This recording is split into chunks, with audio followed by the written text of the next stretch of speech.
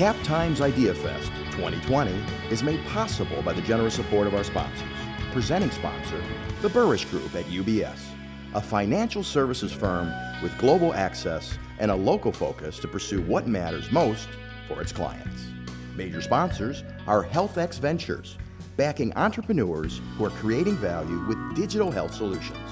Exact Sciences, pursuing earlier detections and life-changing answers in the fight against cancer. Quartz, health plans built with you in mind. And Madison Gas and Electric, your community energy company whose goal is net zero carbon electricity by 2050. Co-sponsors are Epic Systems and the Godfrey Kahn Law Firm. Other sponsors are Wisconsin Alumni Research Foundation, Home Savings Bank, Unity Point Health Meritor, Cargo Coffee, and the Forward Theater Company. Media partners are the Wisconsin State Journal and Madison.com, WKOW Channel 27, and Hinckley Productions. Please consider becoming a Cap Times member. Learn more at membership.captimes.com.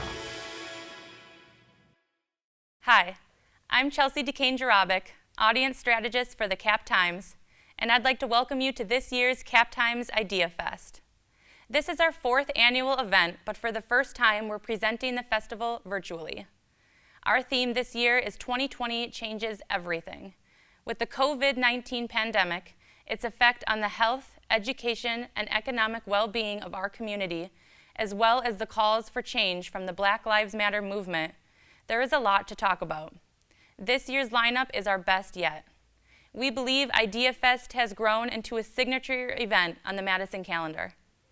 It is also an important showcase for the Cap Times, our locally owned and century-old news publication. If you're not already, we hope you'll consider becoming a Cap Times member. As a member, you'll have access to special Idea Fest programs, plus benefits throughout the year. You'll also be supporting an independent and trustworthy local media source at a critical time. Find the details online at membership.captimes.com. I'd like to thank the Burrish Group at UBS, which is the presenting sponsor of Idea Fest and has been with us since the start, as well as our other numerous sponsors. So please enjoy this session of Idea Fest. Thank you and welcome. Hello, I'm Cap Times reporter and podcast producer Natalie Yahr. Welcome to the Cap Times Idea Fest. We've got 3 guests here in the studio, and I'd like to start by reading their bios. M. Adams is the co-executive director of Freedom Inc., a Madison nonprofit that works for social justice by challenging the root causes of violence, poverty, racism, and discrimination. She's a leading figure in the Take Back the Land movement and has presented before the United Nations for the Convention on Eliminating Racial Discrimination. Doug McLeod teaches strategic communication at the University of Wisconsin-Madison and has more than 100 research publications in academic journals and edited books. His research focuses on how media construct news stories about social movements and how news story framing of protests influences public opinion.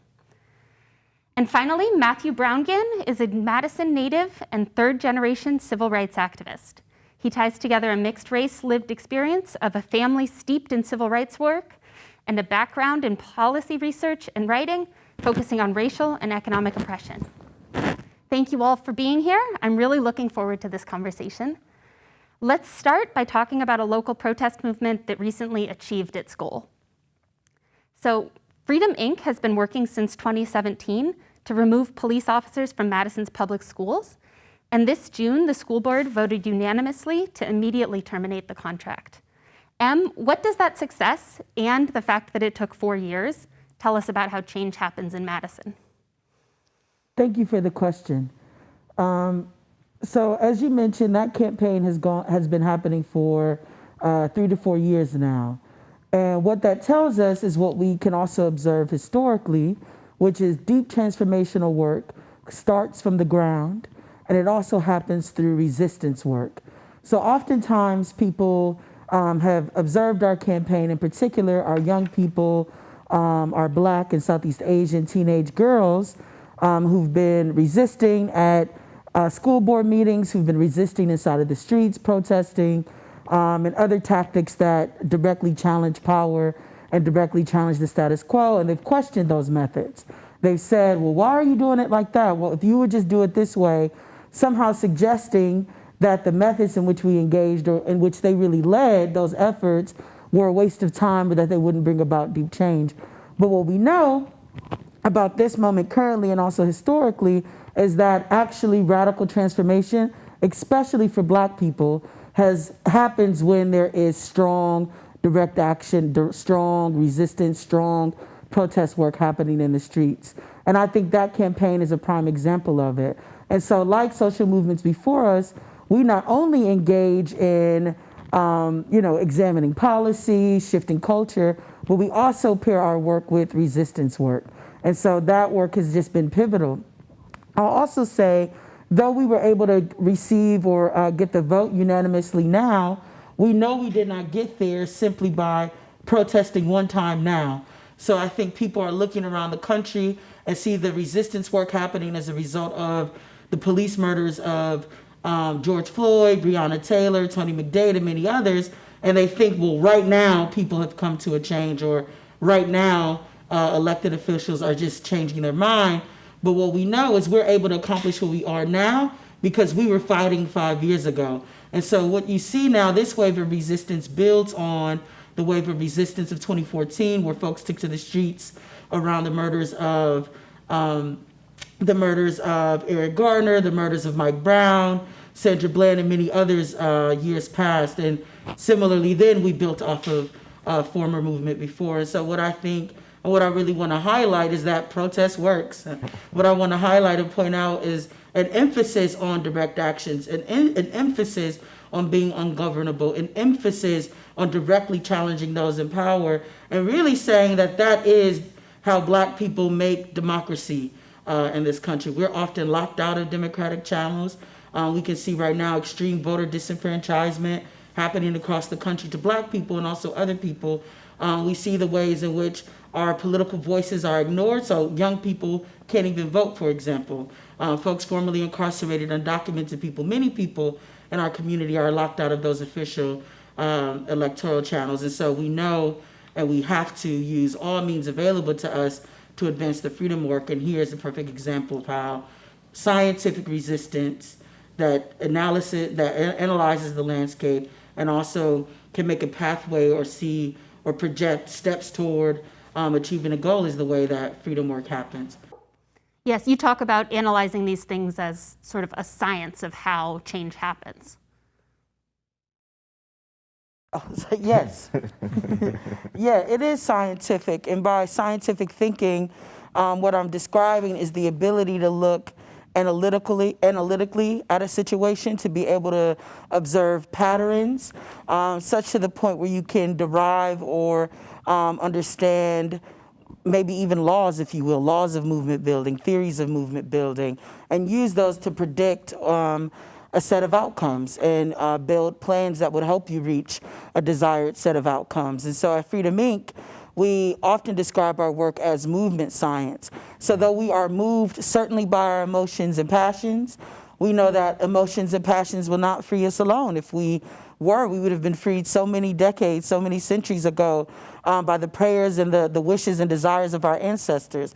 And so what we do know from being movement scientists is we know and can assess and analyze the power structures and also analyze what is going to be the tipping point for those power structures in terms of causing those with decision-making power to shift their behaviors.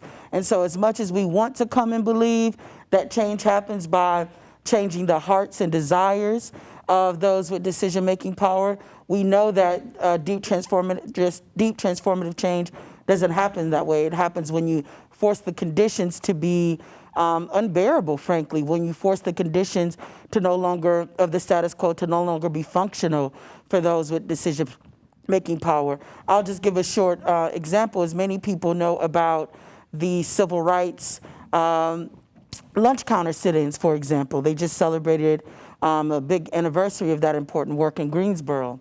So many people know about that example where young Black folks went and sat at these lunch counters and they were asking to be served at these white-only lunch counters.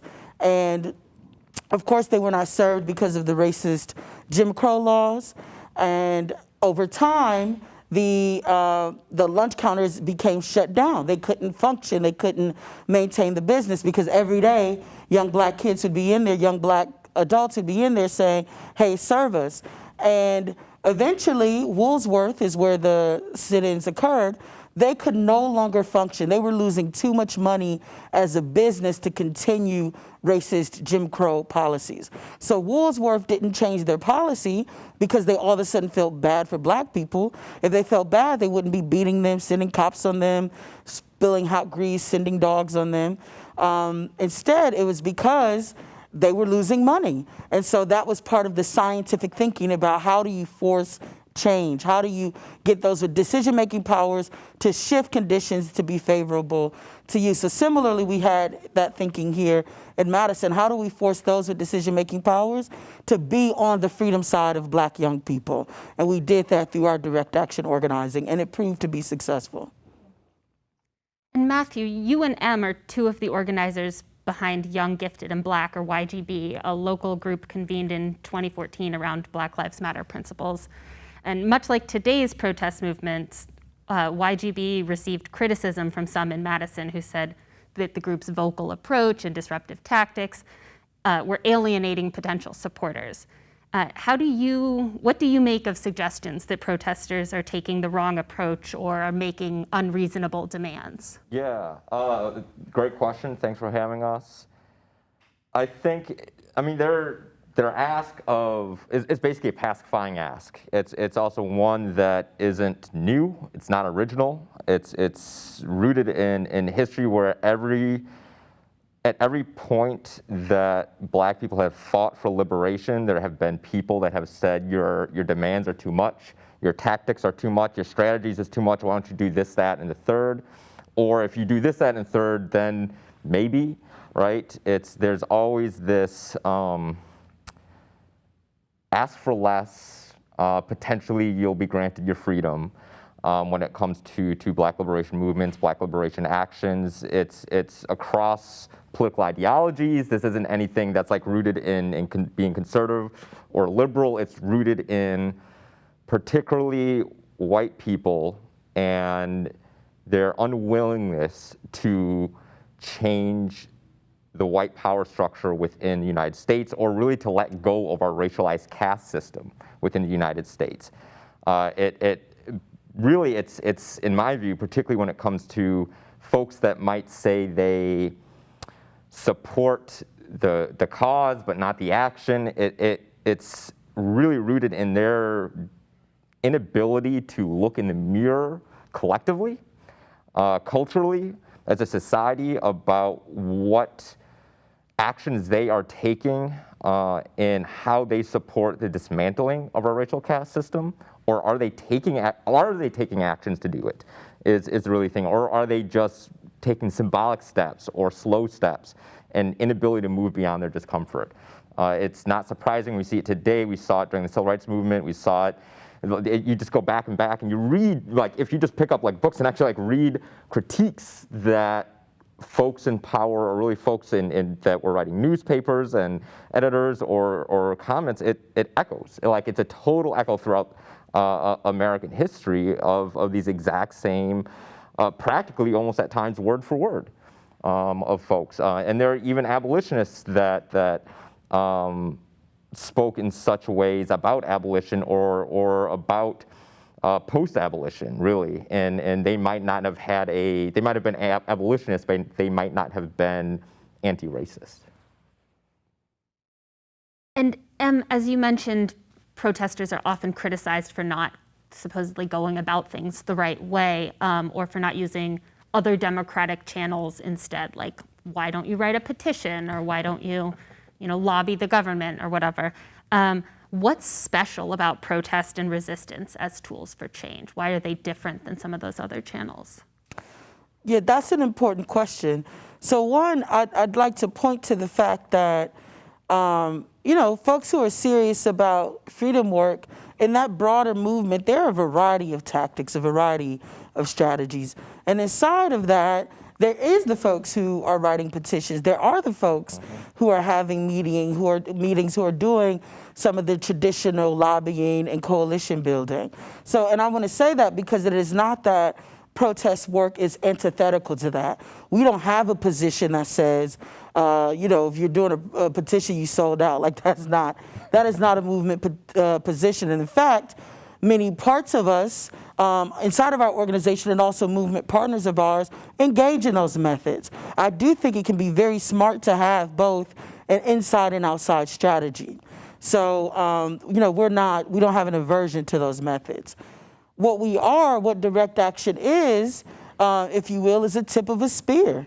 What we are people who can disrupt a terrain enough to cause a set of conditions. One, to raise or to make urgent the issue that we're drawing attention to. So it wasn't that, like right now, it's not that George Floyd or Breonna Taylor are the first Black people murdered by police. The reason why we all know their names is because of the amount of resistance work that accompanied it. So protest work has the ability to force a public, to force a society to deal with an issue as urgent. And that's our position, and that's what protesters believe. We believe that the thing that we're fighting for is urgent, is gravitous, and it deserves an immediate remedy. And so we as people who value Black lives, we don't think we should wait. We don't think that not getting killed by the police should be something that may or may not wind up on somebody's referendum 100 years from now. We think that we deserve to live right now. And for that reason, we use our bodies, we use our minds to resist the existing systems that seek to harm us right now. And so protest work does just that. It uses a wide range of things to directly put in the public, in the forefront, this is happening right now, and business cannot continue as usual.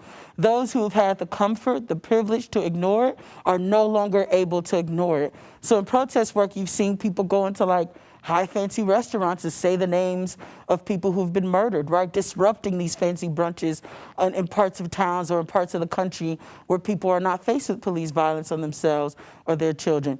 It also looks like shutting down a highway. Nobody gets to go to work. Breonna Taylor can't go to work anymore, neither can you, until we all come to a different conclusion. Businesses get shut down. Why do you get to make money as Black people are being murdered, right? Black people are seen as essential laborers right now, essential workers. We're only worth something when we come to, clocking in somebody's job, but not valuable enough to not be assassinated by police. So protest does the exact thinking that says, how do we disrupt and bring to the forefront these issues? How do we impact capitalism, right? Because people value money, people value property. How do we directly challenge that? How do we directly impact people's ability to make profit, which gets people's attention? And so I think protest work is pivotal in making these issues urgent. And that, I think, is the difference maker, is that it makes these things urgent, and it forces those with power to hear us, and it forces those with power to pay a consequence for not doing the work to save Black lives. Yes. Two things that I think are really important in what Em said to me. One was this kind of taking a scientific approach to social change, which I think is a super important kind of way of looking at it. And you also reference kind of taking inside and outside strategies.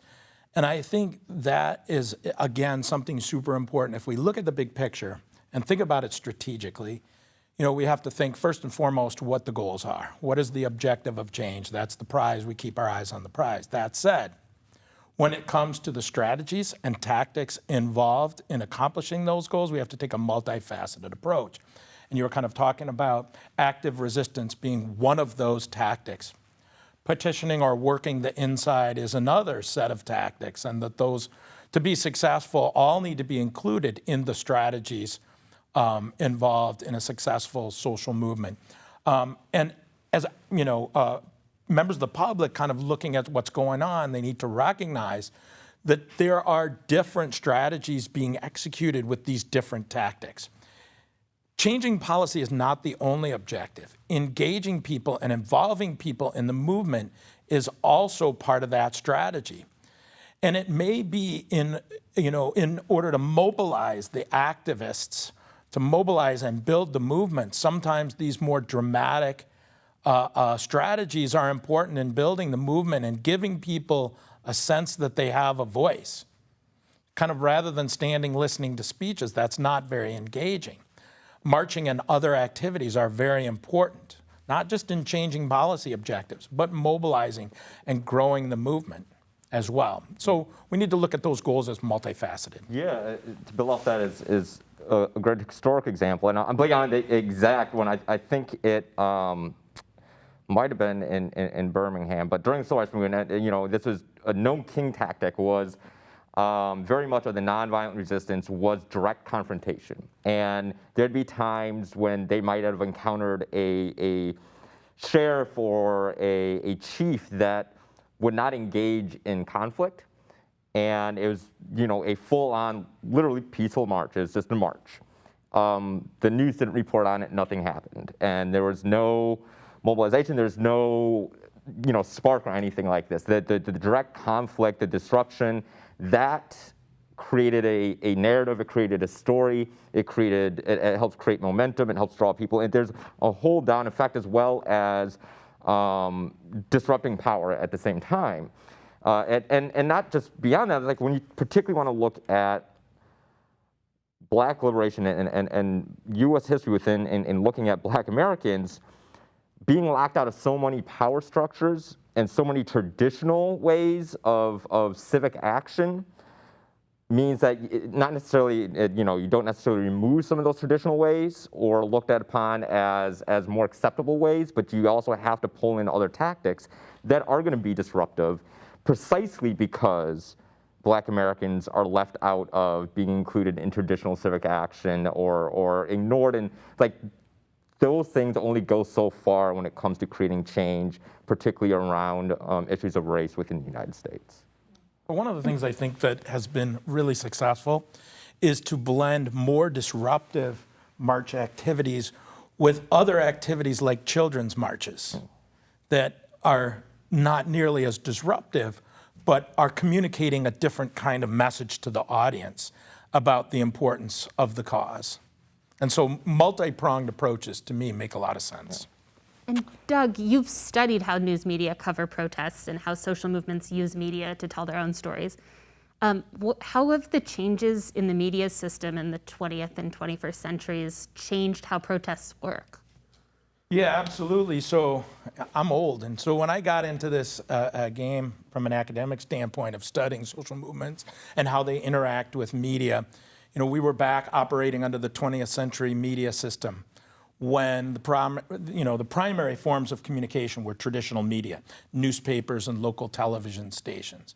The problem with that kind of media system is most of the messages that are being put out by the movement group that ultimately reach the public, that ultimately reach policymakers, are being filtered through media who may have interests in protecting the status quo on one hand, but also follow techniques of covering that protests that don't necessarily give fair airing of what the protesters are trying to raise.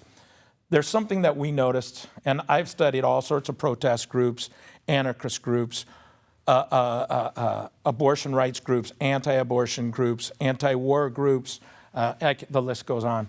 But one of the things that we noticed that was common to the 20th century media coverage was something that we called the protest paradigm.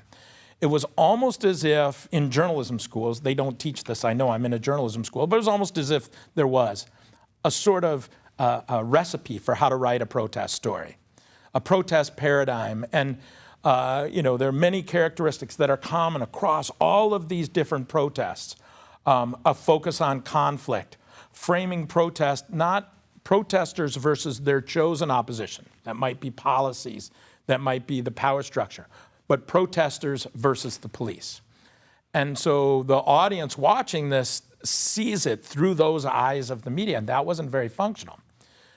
What has happened in the 21st century media system is that more of the tools of communication and greater powers of communicating with the public have been given to the hands of the movement themselves.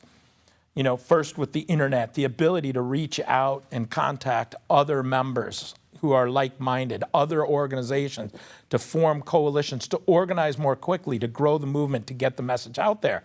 Been facilitated by the internet and then the advent of social media a little bit later, Facebook, Twitter, has been incredible in terms of allowing groups to mobilize and have an influence, and changes the game, makes them less sort of dependent on traditional media, where in order to get noticed, you had to do something dramatic, you had to do something confrontational, and ultimately that confrontation was turned against you with public opinion. Now with social media, you have the opportunity to explain what you're doing and why you're doing it to the public that the traditional media probably wouldn't have done for you.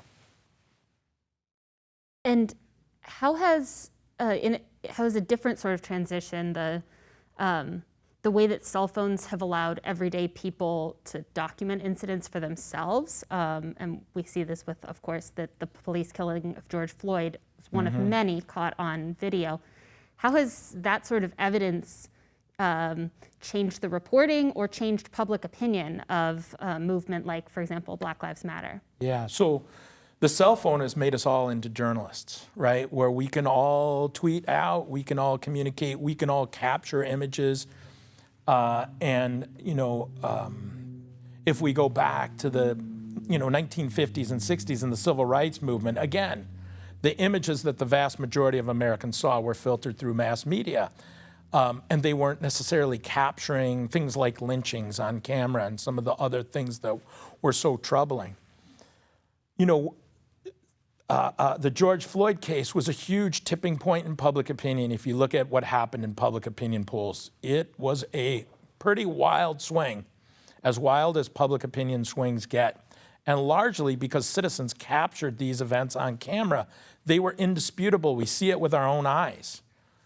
Even those of us who haven't grown up with that kind of oppression can now have images that we can relate to and see, you know what? There's something going on here. That and the duration of the movement. Having had Ferguson and, episode after episode, those things start to, at least with the general public, start to accumulate, right?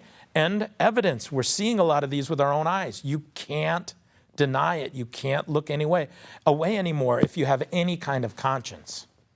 And so to me, putting the cameras in the hands of individuals has kind of changed the game. And Matthew, as we were preparing for this panel, you told me that we tend to believe in a myth in the U.S. that over our nation's history, we've been steadily, moving toward racial equality. But you said that the progress is actually neither large nor linear. And I'm curious if you can explain what you mean by that, and if you can explain why that matters, that we change how we think about that. Yeah.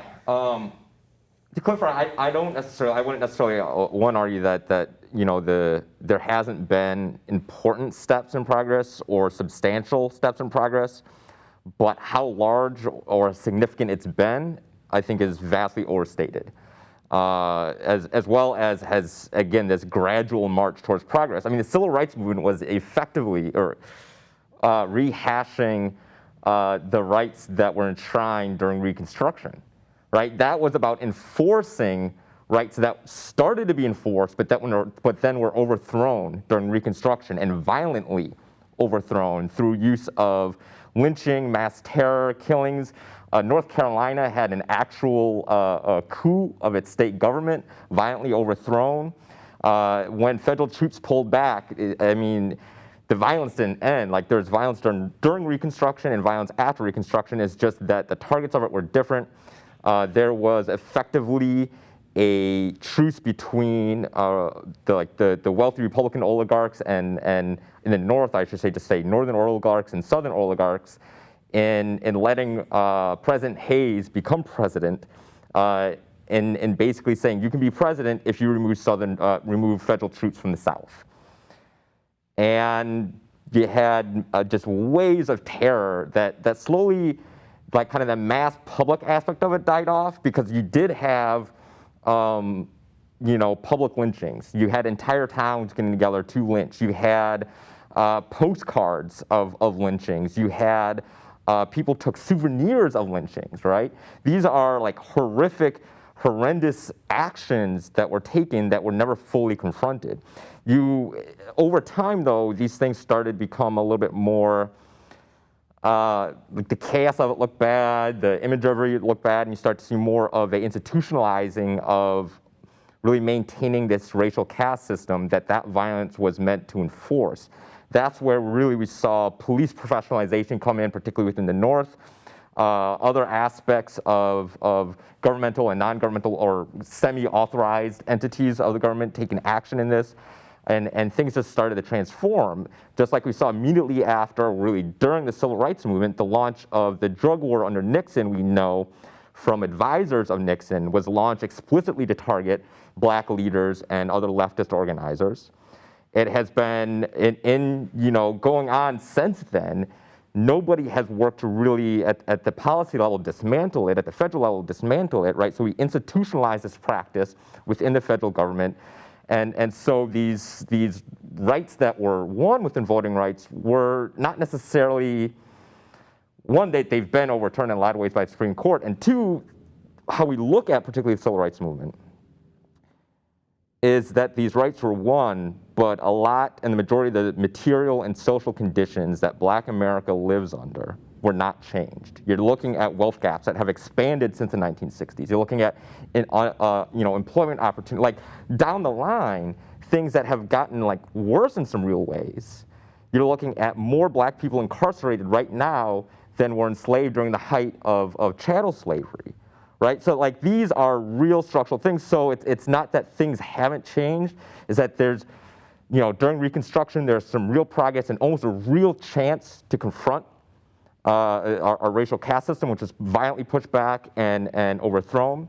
Civil rights movement, you had some aspects of it, which now we're in the midst of any of those gains being overthrown through judicial action, and now through very real state and state-sanctioned entity violence.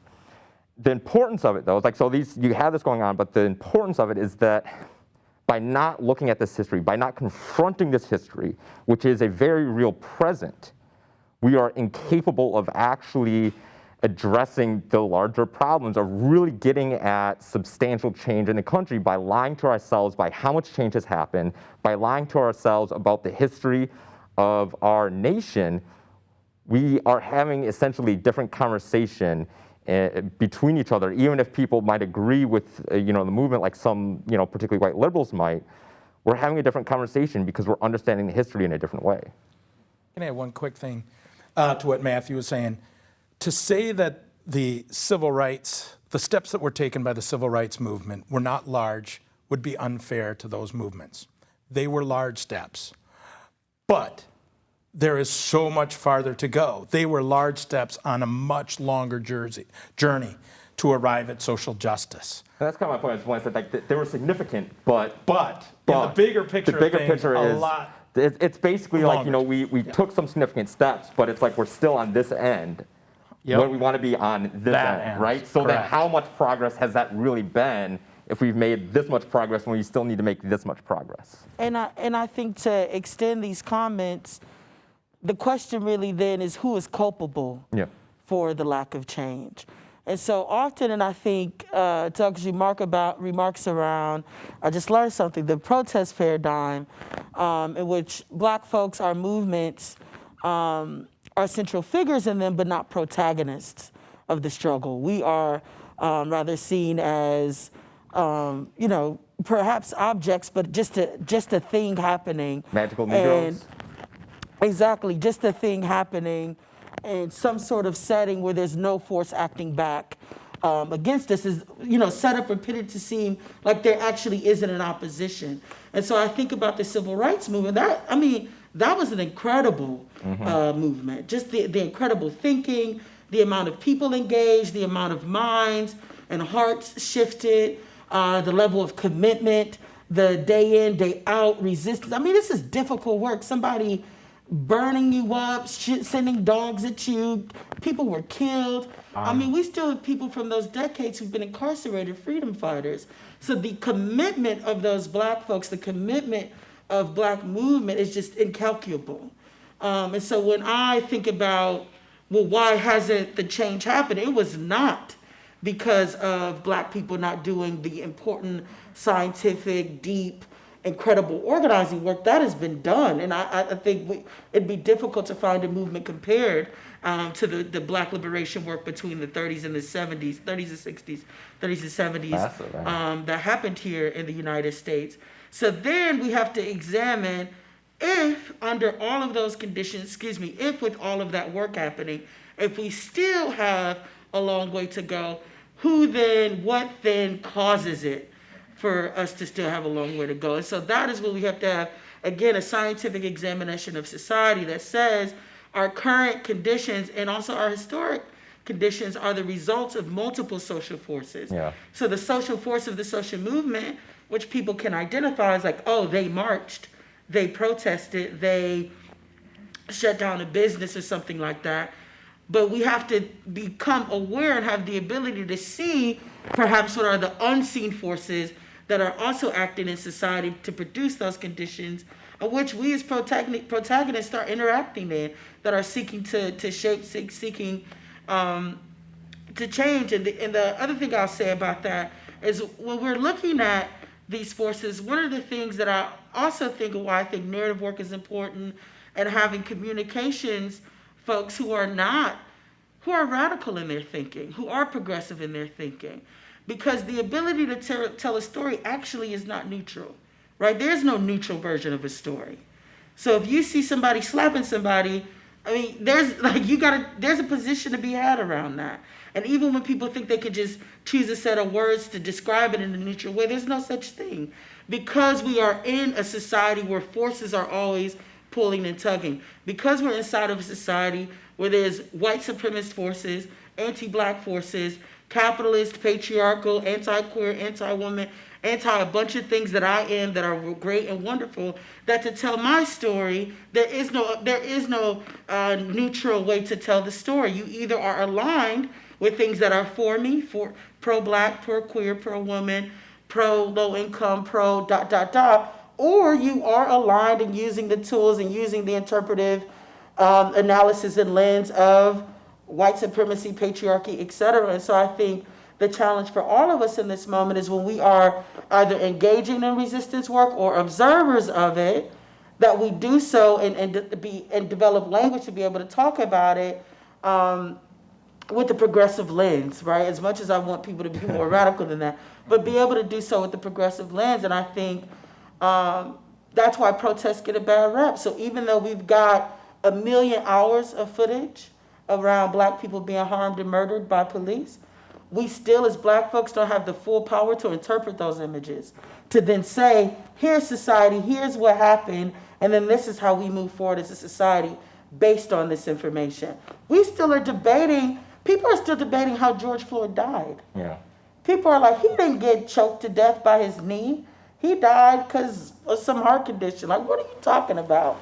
People are still debating Tamir Rice as a kid playing in the park. People are still debating Ayanna Jones, who was a 7-year-old, sleep on her grandmother's couch, and they went into the wrong apartment, and the SWAT team assassinated that child.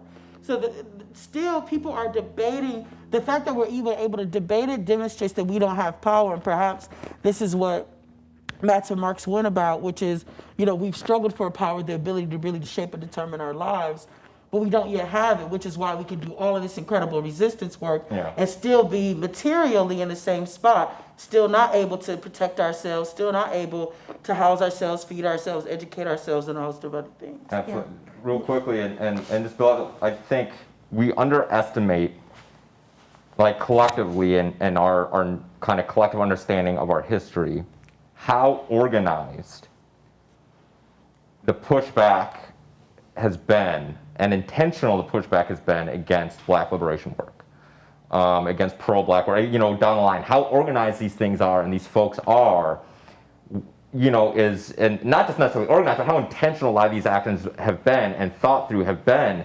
I mean, so many organizations, grew out of work to dismantle civil rights victories, to dismantle victories during Reconstruction, and very intentional, very powerful people have worked to manipulate less powerful people to continue these efforts and to undermine these efforts and to overthrow these efforts in violent and in non-violent ways as well, non-traditional violence, I should say, non-overt violence, but more through state violence, like through the legal system. Like, these things have been organized and planned in very, very real ways.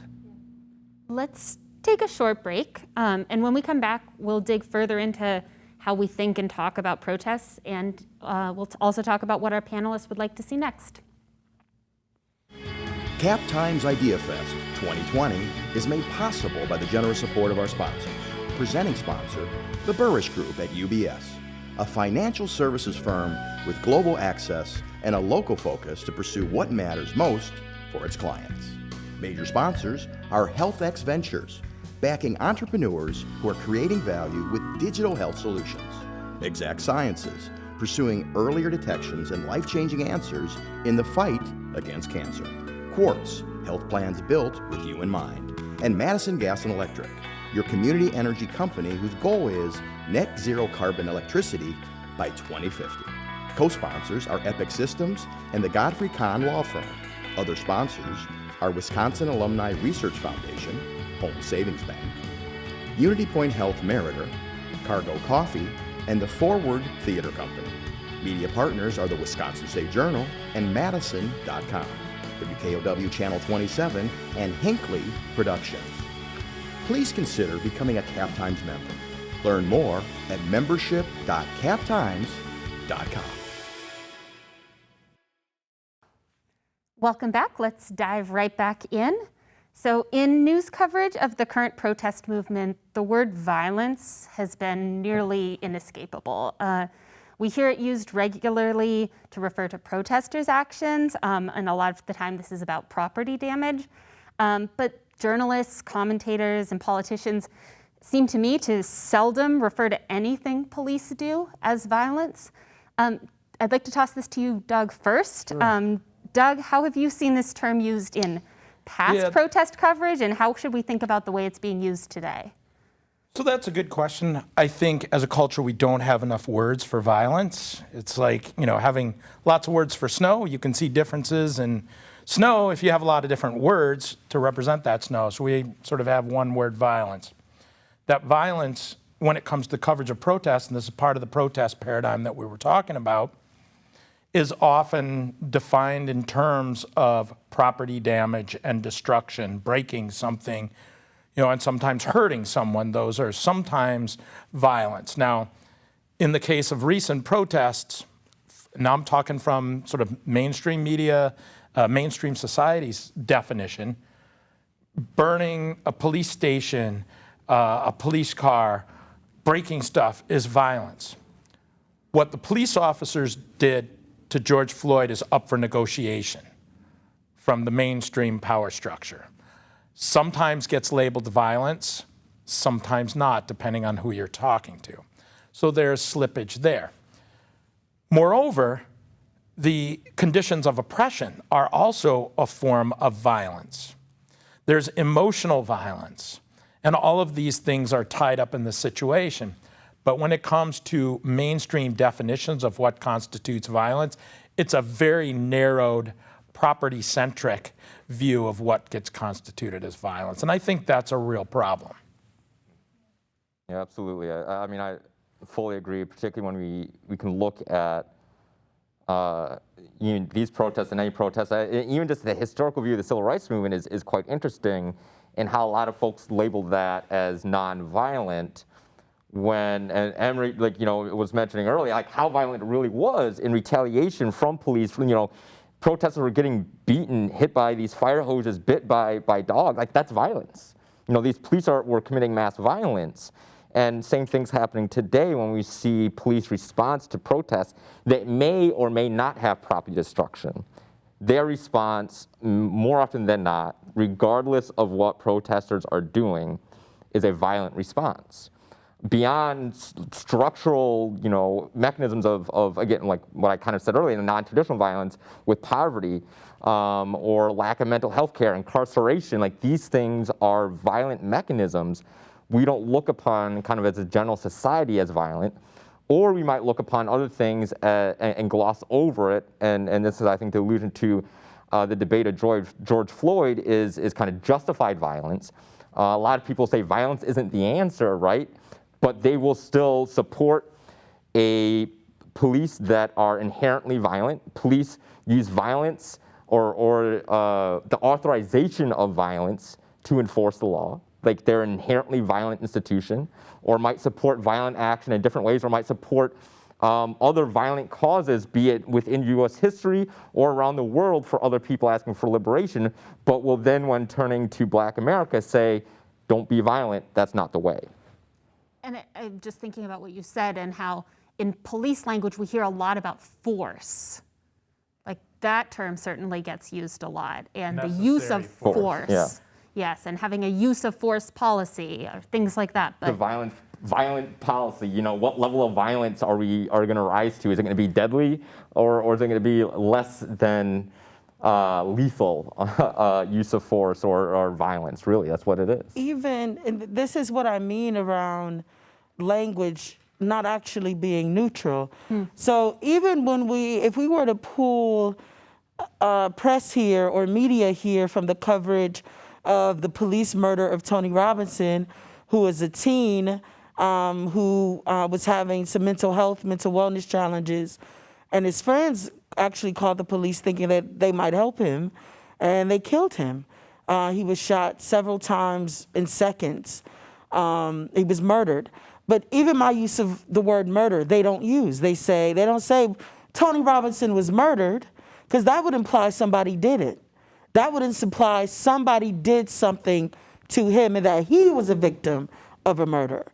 But instead, media reports it as a killing. Well, who killed him? Somebody killed him, but they never say, officer so-and-so murdered this particular person. So I think, when it comes to violence, I'll say two things, is that one, the state has the monopoly on violence. At some point, it's just intellectually dishonest to just point to protest work as violent and nothing else. If we were to just take a piece of paper and write down all the different types of violence that are possible, right? If somebody did a free write assignment, what are all the different things that, all the different types of violence? And we were to look at police, we would look at particular policies or whoever, and we were to total up who did most of what, it just is incomparable. The amount of shootings, beatings, macing, tasing, arrests, putting people into cages, kidnapping, confining. The police have the monopoly on that. No other grouping of people is even comparable to having done that much physical harm and that much violence as the police. Same thing, and this is what I mean, we have to be scientific and be willing to assess the full terrain. If we're willing to say that a fire is just in and of itself objectively violent, then we have to say the fires in California are violent. And then we have to track them and trace them as a violent thing. We have to say, well, who caused this? Who did this? And the climate scientists can tell us which corporations did what governmental agencies made what decision to produce that terrain. We have to denounce them as violent. This is the same thing, when our freedom fighters would be in the streets and young folks would be resisting against property or whatever means available to them, people always come to Freedom Inc. or to other organizations and say, denounce it. I would say, well, you denounce the police first. Mm-hmm. You say that police were wrong for murdering Tony Robinson. You say that police, and I said this about the sheriff's remarks recently, you come out and say that, arresting and beating and killing Black people is wrong. That's the violence. And until we are able to see, frankly, it's this, until we're able to see Black people as human enough, right, as being willing to see that Black people are deserving of life and are more valuable than property, then we'll always be sort of waging these symbolic fights through language. We'll always be blaming black people for living and resisting, and glorifying other people for murdering and harming Black people through the choice and the use of our language. And so just pointing at the real violence is on the hands of the states, And I mean, the violence of the U.S. military is compared to none. There's no, I can't even, nothing is even comparable to that. So if we're going to denounce violence, we have to start there. I'd like to share a quote from journalist Nicole Hannah-Jones' New York Times Magazine essay, What is Owed? And she says, if we are truly at the precipice of a transformative moment, the most tragic of outcomes would be that the demand be too timid and the resolution too small. I'll hand this to you, Em, first. How do you decide how big or small to make your demands? Yeah. So first, they are based on, again, a scientific assessment around what it is that our folks need. So we have been talking at Freedom Inc., we've been demanding rather at Freedom Inc. for many years now, power. And I think power is perhaps the most misunderstood concept. So when we talk about power, we're talking about the collective power of Black people, the collective power of brown people, to be able to determine what happens in our lives. And I mean that just as I said it. So Black people being able to house ourselves. So right now, perhaps we're on the precipice of one of the largest mass evictions in history with the COVID-19 crisis, the economic downturn, people being locked out of employment, and landlords being able to be capitalist, greedy people who can still evict people amidst a pandemic. And inside of that, Black people as a class, as a group of people, we don't have the ability to house ourselves. We're forever hoping that somebody will be kind, nice, and gentle to us and allow us housing. We as Black people don't have the ability to fully feed ourselves, to be able to grow our own food, distribute our own food, and make whatever decisions about what we grow and don't grow. We don't have the ability to determine our medical care, health care. Black people, I think the statistic is 1 in 1,000 Black people have died during COVID. And they say that the number could be 1 in 500. I don't know a Black person who is not affected or knows someone affected. In my own family, I had an aunt and an uncle with COVID, and my sister also died a few months ago. We don't have the ability to determine our own healthcare systems. As a class, as a community, being able to say we will provide adequate healthcare. That around education and a host of other things. So when we say we're fighting for power, power to us is about the ability to get things done. If we assess that our folks don't have health care, can we get that done for our people right now? That's power. Huey P. Newton said, power is the ability to define a social phenomena and have people adhere to it. We don't have the ability to say, look, Black Lives Matter, and then force an adherence to that societal-wise. To say, because Black Lives Matter, you can't go killing Black people. Because Black Lives Matter, you can't go throwing us in cages. Because Black Lives Matter, you can't go kicking us out on the streets and a host of other things. And so we're fighting for power. So when I think about what are our demands, inside of every single demand is us building power. So as it relates to the police, at the end of the day, are we fighting for something that's going to lead to Black communities having democratic control over safety, which is about our ability to determine this is what safety looks like for us. And here are the cultural shifts, the institutional shifts, and a host of other things, material shifts that need to take place to produce that safety.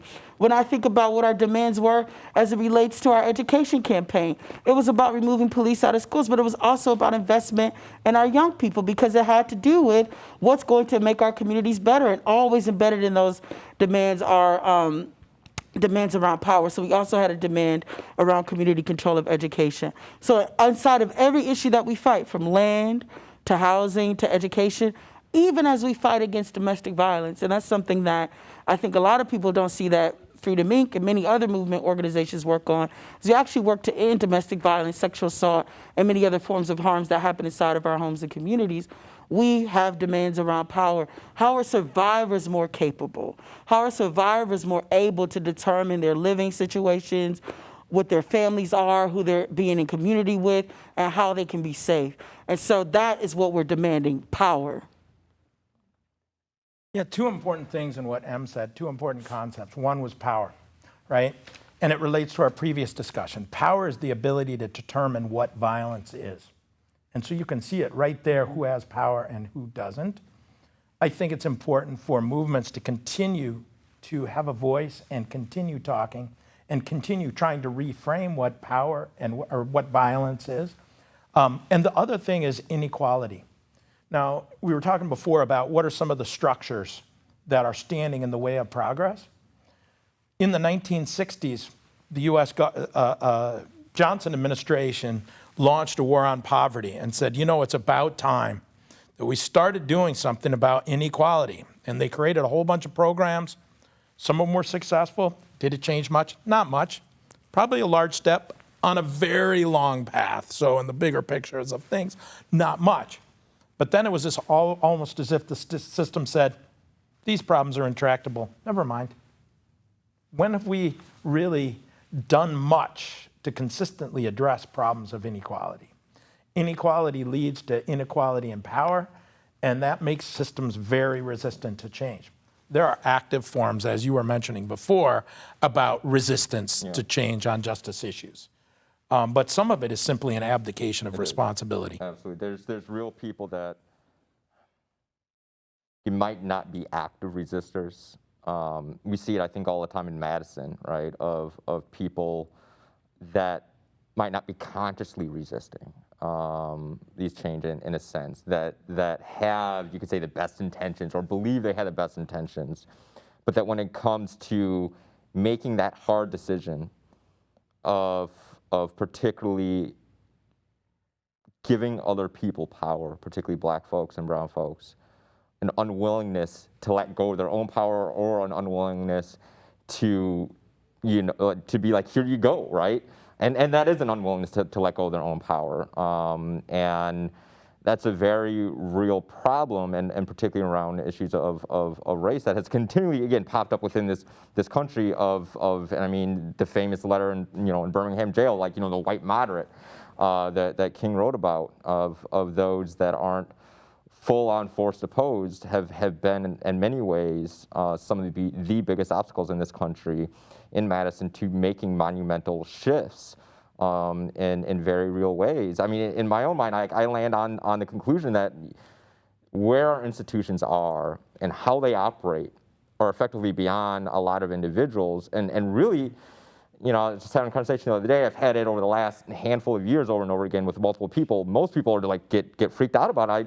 It's a big organizing goal, but effectively you're talking about, in my view, the writing of a new constitution and the creation of a new government as kind of the ultimate goal in shifting power, because of how this government and how the Constitution was set up was to put power in the hands of a very specific group of people. And as long as those things are in place, this legal structure is in place, the task of overturning those things is going to be larger than creation of a new government.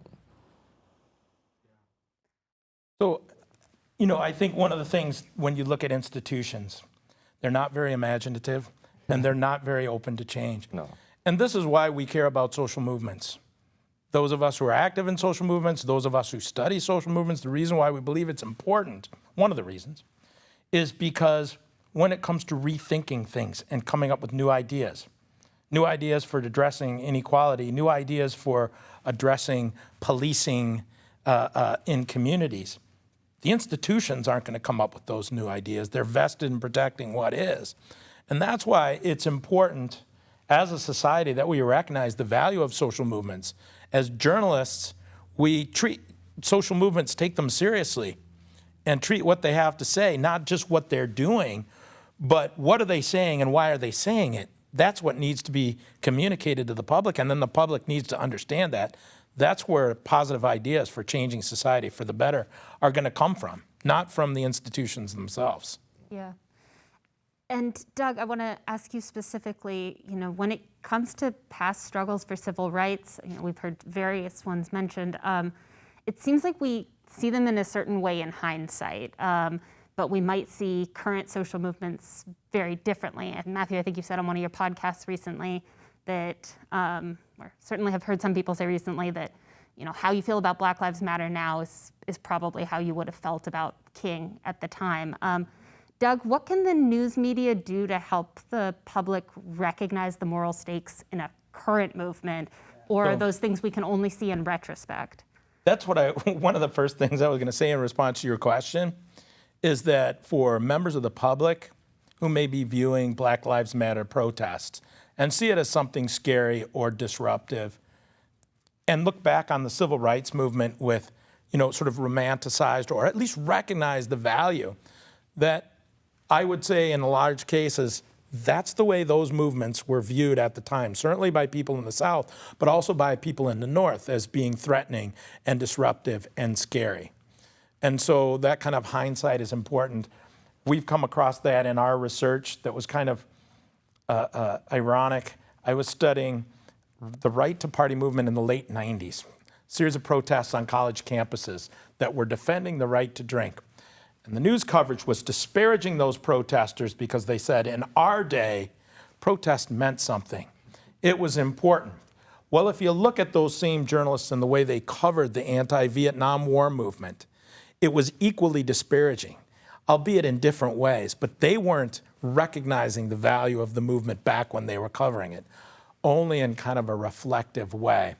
So if we can kind of begin to recognize that, as we look backwards, to look at the valuable contributions that the civil rights movement made or the anti-war movement made in terms of rethinking what the heck we were doing, or back even further, back to the Boston Tea Party or the Boston Massacre and many of the events that kind of led to the American Revolution. What a scary word that is, revolution. We celebrate it on the one hand, and we demonize it on the other hand when it's raised by people like Bernie Sanders or Black Lives Matter in terms of revolutionizing. What it means is changing what we're doing now because it's not working.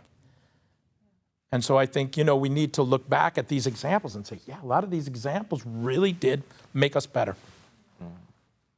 As we move toward wrapping up, I'd like to kind of zoom out a little bit. And I think folks have alluded to this a little bit, but the U.S. has proven capable of feats that could have seemed impossible. Like they created the mission to send people to the moon, 50 years ago. And I wasn't alive then, but I would kind of imagine that probably felt to a lot of people nearly impossible. And so I'm curious to any of you, do you think the country has the will now to fundamentally counter its persistent racial disparities and racialized state violence? And if we don't yet, what would it take to create that kind of will? I think this gets to something Em said earlier. It's not on it's not on Black people for a lack of will. It's not on brown people for a lack of will. It's on white America for its lack of will, in essence, to free itself in a lot of ways from its own shackles of its, you have poor and middle class Americans, which have a lot more in common structurally in a lot of real ways and material wealth with Black Americans than they do with billionaires and white billionaires particularly. Yet over and over, these white billionaires are invested in a racial caste system and within that a capitalist, class system.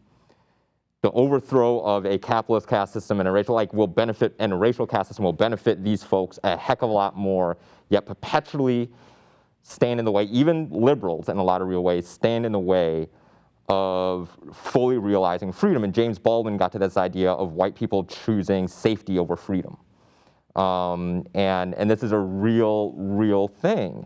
And it's will white people have the willpower to grant themselves freedom in this country, or they can continually having to need to fight for health care, if they get sick with COVID, a lot of them are going to lose their jobs, lose their housing, or they're going to, just down the line. A lot of these folks aren't free. So when are they going to get out of their own way? I think inherent in that is the use of fear. Fear is very powerful. Fear of change. Fear, we've seen it taken to ridiculous heights in our current political discourse. Fear that the suburbs are going to disappear. Fear that they're going to take our guns away. Fear that, this is going to change, the way you live your life. And so to some degree, confronting that is also communicating in a way that will allay people's fears. Like, bringing others up is not going to bring you down. Right. But we're told that repeatedly, that they're going to take your jobs, they're going to take your suburbs and the way you live. And it's just fundamentally untrue. So I think part of it as journalists, as social movement activists, is communicating what that change will look like in a way that is not necessarily a threat or a fear. Frantz Fanon, to paraphrase him, he says that each generation must discover its mission, fulfill it, or betray it. For me, the mission is clear. My whole life, the wellness, the success of me as a person requires a social movement. My mother died in 2016 from ovarian cancer caused by a host of environmental violence and other things that is an example of preventable Black death. My father, I'm 35 years old, and he's been locked up nearly 30 of those years. That is also preventable Black death. I mentioned my sister and COVID. I'm a queer person. I identify as a father, and there are not legal pathways for people like me who raise children. There are so many things about me in my life that require a transformative societal change in order for me to live my fullest life. And so I'm clear about the mission set in my lap, and I want other people to wake up and get as clear as I am about really what's at stake. We have states burning.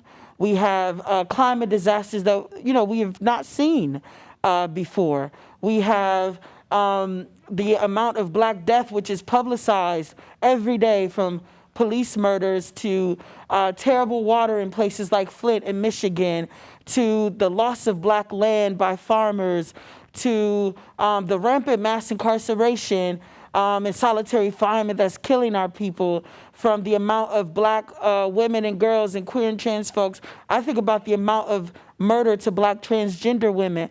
So for me, the mission is very clear that my life, and I do not mean this symbolically, and I do not mean this as a good tagline or a segue to a closing, but really to say that my life requires social movement.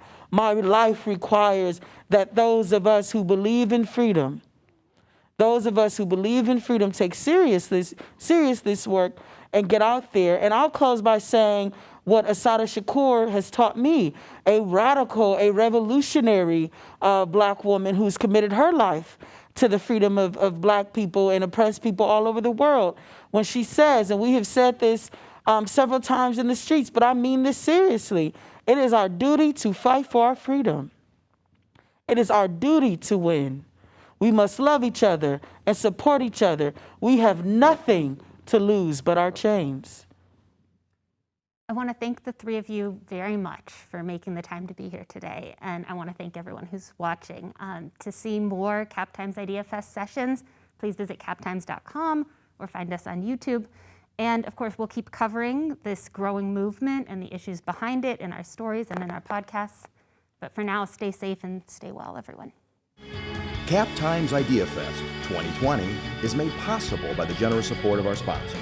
Presenting sponsor, the Burrish Group at UBS, a financial services firm with global access and a local focus to pursue what matters most for its clients. Major sponsors are HealthX Ventures, backing entrepreneurs who are creating value with digital health solutions.